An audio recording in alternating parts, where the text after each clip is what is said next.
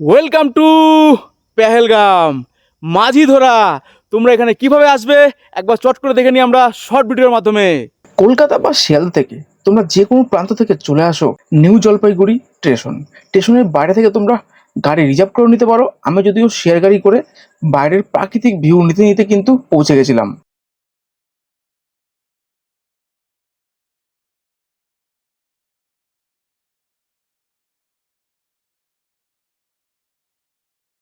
Asia মহাদেশের উচ্চতম station, hill station, ঘুম স্টেশন।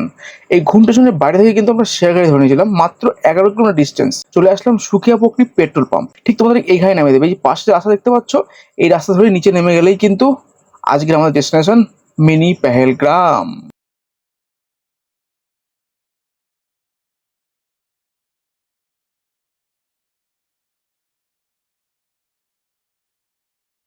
হোমস্টের জানলা থেকে খুললে এমন একটা প্রাকৃতিক দৃশ্য কিন্তু চোখে পড়ার মতো।